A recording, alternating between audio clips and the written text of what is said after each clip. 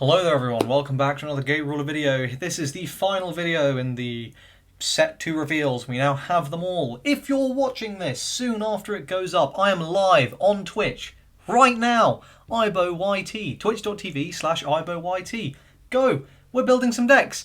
Maybe I'll do my Nuzlocke run as well. To be honest, I don't really know, but we're going to be building decks. We may test them. Just roll through. Just cut twitch.tv/AiboYT. Just go. Just show up. Hit follow. You know, it'll be a good time. Anyway, let's get into the card reveals. Not too many. First here we've got Guns and Gold, Combat Helicopter, Luft Tigger. Interesting. I want to go... I feel like it should be Luft Tiger. Anyway, this is a military, level 2, counter, 4/4/2. Choose one enemy unit and deal 3 damage to it is your counter. So you get level 1 stats here for an increase of 1 level and taking up counter space. It deals 3 damage to an enemy unit.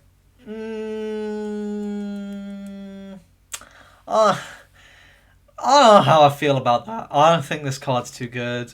Maybe my opinion will change after testing, but like I'm really not seeing a good reason to run this right now. Yeah, nah, I'm not a fan. This card, on the other hand, just a vanilla, heavily armed soldier, military, level 1. This is one of the best cards in the starter deck. 3/5/2, level 1. Okay, firstly, alright, this is a better Pojimu. Yeah, Pojimu's a robo. That's fine. This is Pojimu, but with 3 attack. So 50% more ability to clear. Except we know that there's a lot more things with 3 HP than 2 HP. So this is a lot better. It's 5 HP. It's military traded, which means with a certain level 0 that may or may not have been reprinted in this starter deck, it'll be 6 HP. For level 1. You can buff its stats up big time. Like in terms of, oh, just give it some extra health when your opponent attacks into it. Very nice. You can... this card's so good. And even if you don't even want to use it defensively, if you just chuck it on the side, do you know just how annoying, like, Pojimu is? And this is better. Like, to remove, it's so annoying. You feel so bad when you start removing stuff like this. And, oh, it's just so good. I kind of just want to try a pink-blue, just stats. I just want to see how many good stats cards I can include and see how that goes. But anyway, yeah, this card's crazy. It's so strong. Like, I know it's just a vanilla, but and I know that vanillas are going to start falling off in terms of their use, but that's definitely not happening yet. Maybe in a few more sets. But right now, vanillas are still really strong in the game, and this is really good. Have I been clear how good it is? Yes. Overeating Zombie. So this is a level 1 zombie. Touchdown and overdrive is to put up to 1 zombie from your graveyard into this card's charge, and it's a 3/4/2. Now, I know you're sitting there and you're thinking, why does it give a charge? It doesn't have charge shields. I'll tell you why. It's for a really kind of shit synergy with Zombie Kaiser, Zombie Caesar, where you can just discard the charge from this and buff Zombie Caesar up by +1 strike. Or is it +1 attack? I think +1 strike. Which is cool. It's cute. It's fine. Like, yeah, I don't know, just big I don't know. It doesn't seem that good to me. I don't know, like, the stats are good. The stats are good. Yeah, as a 3/4/2, it's basically a vanilla.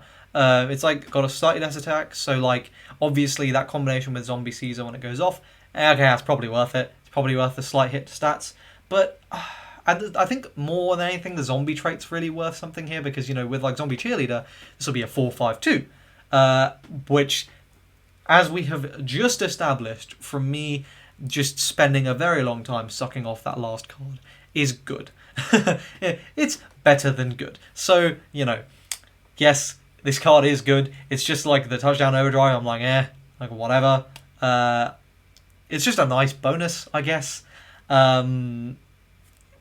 Could be annoying if you accidentally put something in there that you want to revive later, so just don't be an idiot with this ability, but yeah, good card. Very interesting card here. Zombie Researcher. So this is Science Zombie, Biohazard. All units on the field get the zombie attribute, and this is a 2/3/1. So this will turn all your units that are not zombies into zombies, which means that you can start using stuff like zombie cannon. Interesting. Very interesting. Now, how realistic is this to be worth it? I'm pretty sure this isn't like... I'm pretty sure this is just like gonna get cut from the deck when you do the final build, because it seems like kind of it's very whatever, unless you really just need that zombie count. And I think there's enough good zombie cards in this starter deck to like, so it's to the point where you're not really worried about needing enough of them. It's a cool card, and being able to give everything zombie is like valuable, because you have stuff like enhance zombie. Okay, well now I can enhance that into there, and that's free. You know, all the zombie synergies are good, they're nice, but is it worth playing? Let me be clear. When I initially try this out, the first thing I'm going to do with this deck is I'm going to just put in 4 copies of all the zombie cards, round out the deck to whatever it needs to be the exact amount it suggests from just buying 2 starter decks, and then I'll take 2 cards out, put 2 legends in, and I'll try it out. And perhaps in testing, I'll be like, wow, I am so stupid. This card's amazing. However, it doesn't strike me as that good. So, yeah, that's that. The final card here is, bearing in mind, so there are 2 Your Imagine Front reprints here. The level 0 Defender from and the level 0 that gives all military +1 HP. So here's the final Your Imagine card. Your Imagine Front New York supporting unit. This is military. It's a level 1. It's a 4/3/1, and your other military get +1 attack. So this could be pretty good. It's I'm not 100% sure how good it's going to be. Again, it's one of these to test out. The artwork, by the way, is sick. I'm like a big fan of this artwork. I think it looks really, really good. But how powerful is the effect? I don't know. It's one of those ones where I think there's like definitely some really cute combos with the medals and stuff that like you could probably do to outplay your opponent, like buffing HP and stuff. I think that could be very fun. But like in terms of like actual power, I'm not convinced this is that good.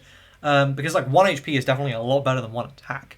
Like I think the buffing HP one's better, and also this is a level 1, so like, you know, I feel like it's taken a bit too much of a hit to the stats to be super good, but not every card can be amazing. That's that. That's it for this starter deck. Yeah, we've so overall impressions of the zombie deck. Okay, so overall impressions of the zombie starter deck. As a whole, it seems very dense and cluttered, and I think just out of 1 starter deck, it's probably, my instinct is it's not going to play that well. Like it'll play fine, but like you'll have I imagine you'll be in a lot of scenarios where you're like, oh, I really wish like I was playing more of this so I could do this. Like you'll definitely try it, and you'll be leaning one way or the other to like military or zombie as to like what you want to play more of. Out of 2 starter decks then, the military stuff, I think there's a lot of powerful military tools that exist in set 2 and in set 1 and in starter deck 1 that all combined, I definitely think military is going to be a thing.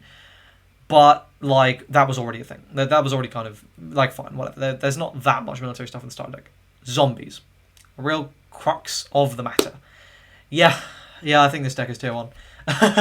just initial impressions, it just seems they've got so much like nutty stuff.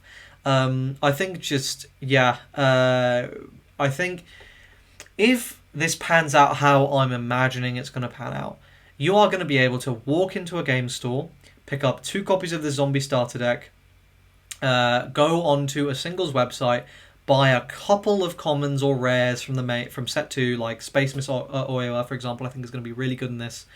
and a few others. Pick up 2 legends. At the moment I'm thinking Captain Liberty, and if you're going into Wonderverse, Flying Spaghetti Monster would be the 2 I lean towards. And for between $50 and $60, you're going to have a competitive Tier 1 Apprentice deck, which is mental. That is such a strong value proposition that, like, very few other games can claim to just, like, be like, oh, buy 2 starter decks and, like, add in a couple of things and, like, you're good to go. Off the top of my head, ones that come to mind are, like, Yu-Gi-Oh! With Monarchs. They did that. You could do something like this. It was about the same kind of price. Vanguard's done it a couple of times, but they fell out of favor very quickly. Yu-Gi-Oh! Hit basically everything on a ban list because it was kind of degenerate, so we'll see what happens here. I don't imagine it's going to be too degenerate at all. I think it'll just be very strong, but we'll see.